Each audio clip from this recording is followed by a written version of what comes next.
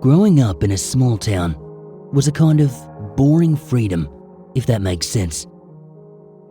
I suppose what I mean is, outside of your basic life advice about avoiding strangers and creepy guys in vans offering candy, the small town life, it was safe in its familiarity. Our only one family rule was commonplace and simple and very easy to follow. Come home before the streetlights come on. Everyone born before the internet era would probably understand that statement. It was one our whole town followed, to an extent. My family, though, they followed it religiously. Should we come home as those lights had come on, we got yelled at and grounded. Kiss your Sega Dreamcast and Super Nintendo bye-bye for that tardy transgression. My brother never told me the whole story about the time he came home late from his girlfriend's. He was shaking, stammering his words, pleading apologies before rushing off to bed. What was weird was that my parents never yelled at him. They talked to him in his bedroom, hushed voices behind the dry wall, words spoken that I never heard, even despite eavesdropping. When I was 12 years old, I would understand why he never mustered up the nerves to tell me. My closest friend, Reese, invited me over to a sleepover in the dead heat of an early July summer. We had sugary drinks, chips, chocolate, and an onslaught of horror and thriller flicks. We were set to have ourselves one hell of a good night. It was around 8 at night now, when I gazed out of Reese's living room window. I distinctly remember how the sun began to sink behind the mountains, and the bright yellow light of the sun's rays had deflected from the clouds and softened to an orange tinge, which barely beamed off the horizon. It was there that I saw his dad pulling into the driveway, his truck ripping around the corner, side mirror cracking off the mailbox, and the Chevy coming to a jolting halt just before the garage door. Reese's father, Mr. Holloway, he came stumbling out of his truck, a bottle of Jack in his hand, half finished. I don't remember all of what was said when my friend's dad came bursting through that door, drunk out of his mind. All I remember was the crashing of fists against walls, the yelling and screaming, and then Reese's mum ushering me out of the door, sporting a black eye and a swollen left cheek that looked quite fresh. I hadn't known about Reese's family life, and in truth, I couldn't blame him for not telling me. He thought everything had been better since his dad's promotion at the factory, but that promotion, it came with new stresses, and in turn, he'd relapsed into an abusive alcoholic. Now, I was outside, 6 blocks from home, and scared. I had never seen abuse up close. I was young, and understandably, I did not know how to handle the situation, so I started to walk home. The streetlights, they were not on yet, but the night's curtains were closing quickly around me. I picked up in my pace. I could feel the cold of night nipping at my heels. I could hear a mixture of Mr. Holloway yelling and hitting his wife, along with my mum lecturing me about being home before the lights came on. That bleak, orange tinge that brushed over the dark clouds was fading, failing to the twilight and the emerging of the crescent moon, and it'd be smothered by the blackened clouds that shrouded overhead. As I walked down the open road, I kept looking over my head for the streetlights to come on. Nothing. Even looking behind me in anticipation of the streaming headlights of a passing car, but the road was bare of anyone, all except me and my fear. Now, this road I was walking on, it was like a country road of sorts. Reese lives on the outskirts of our town, you see, and I live about 20 minutes from him. To give an idea of the landscape, there are a ton of trees, nearby creeks that run rampant during the rain seasons, but were exceptionally shallow right now, so the water was still and silent. By all rights, this walk should have been peaceful. Instead, it was hollow and harrowing. My heightened anxiety from the previous events obviously served as a conduit of jittery reactions and panic to small, sublime things that, on a regular day, would not even catch my attention. But now, every move of a branch, every rodent mucking about in the brush, it had me jumping on edge. Even in that moment, I was rationalizing, trying to mentally usher myself into a calmer disposition. But instead, my fear was served with a fresh injection of a perverse, creeping spine tingle when all the shrubbery and branches began twirling and undulating as if a powerful windstorm had just brisked through the county line. However, there was no wind. The air, it was still. The temperature was that of a warm, even hot, summer night. Watching all the bushes and shrubbery made me power walk now, staring up at the streetlights, begging for those lights to flicker on and guide my feet back home. It was dark now. Night had fully smothered the sky. Only the waning light of a crescent moon, which had its twilight lamination become dampened, nearly choked out by the dark clouds. Still, the streetlights failed to flare. Instead, those shallow creek beds just off the road began to splash loudly behind me, then all around me. The hairs on the back of my neck rose, as if some icy hand of whatever lurked behind me, splashing about in that creek bed at night, was reaching out to throttle me. My power run became a full-on sprint.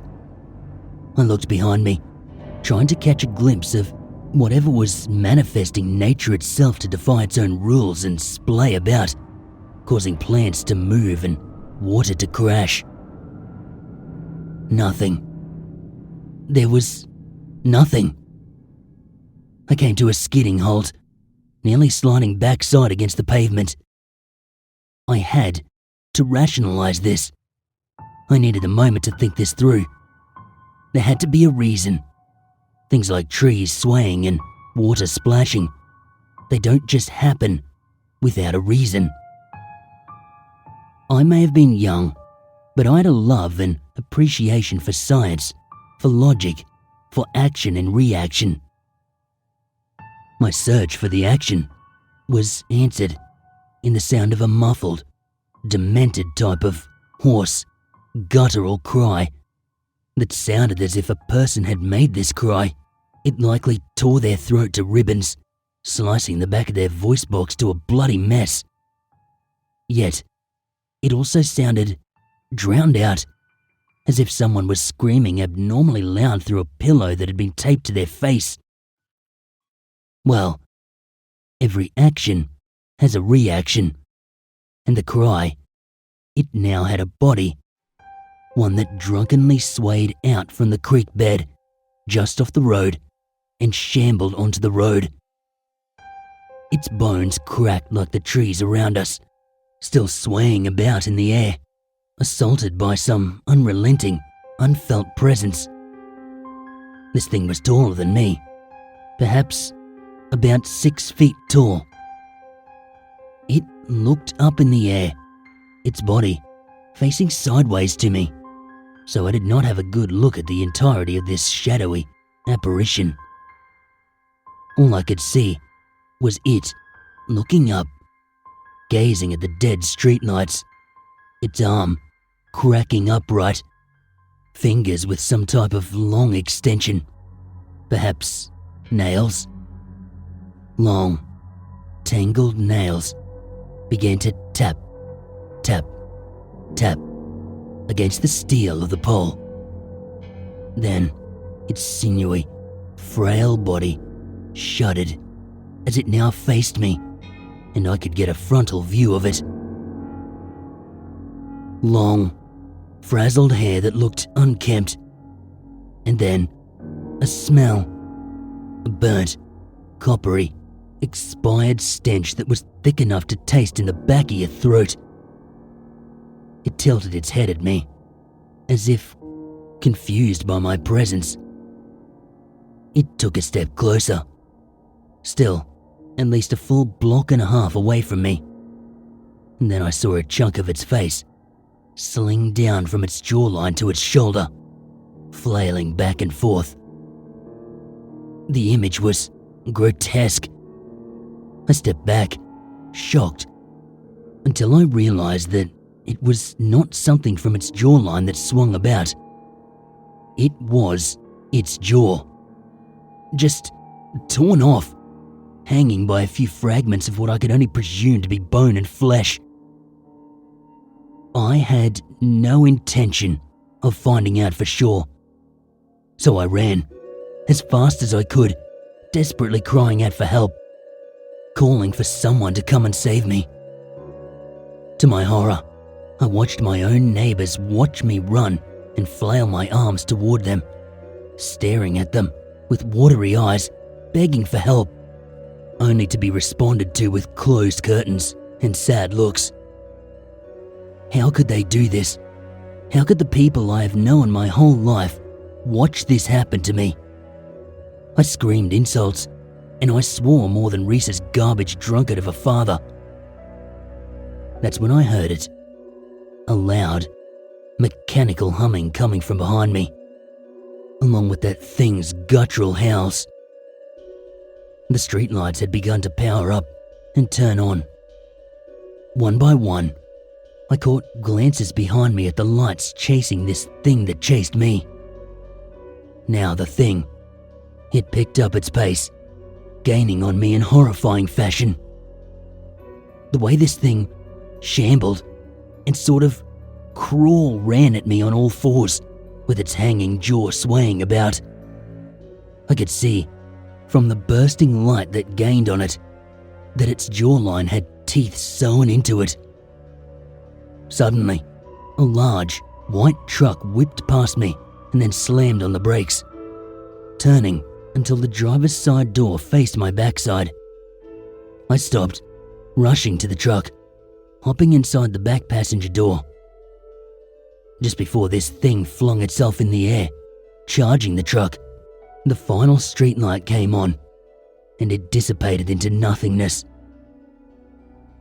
This man in the truck, he drove me home, calling himself Earl. He was a lineman who had come out to fix the startup issues with the streetlights. He yammered on about old breaker systems in the town, seemingly unfazed by the otherworldly being that had just chased me and nearly smashed into his truck. When he stopped at my place, my parents came rushing out, hugging and holding on to me. Before I was brought inside for the longest lecture of my life, I asked Earl one more time what had happened and why nobody helped me. He gave me an answer, albeit a vague one. I am a lineman, son, and we have brought light to the roads across the world since we made homes from clay and wicker. We have seen a lot. We have kept this world bright to blind the things that grind its knives in the dark. I won't say much about the folk that watched you struggle, and I am sorry it happened. Just do as your mum and dad say, and come home before the lights come on. I felt unsatisfied by his answer, and in truth, in disbelief. I grabbed his sweater as he tried to get back in his truck. So, what? You're trying to say that guys that work the lines keep us safe from that thing? I was dumbfounded, and in truth, I felt cheated by his answer. All he did was laugh and point to the logo on his city truck, which held a lightning bolt over a torch with the initials of our city and state. Linemen were the torchbearers and lamppost builders in the old times. If our job is so safe, then why did we carry swords? He said, with a smug smile, before getting into his truck and driving off into the night.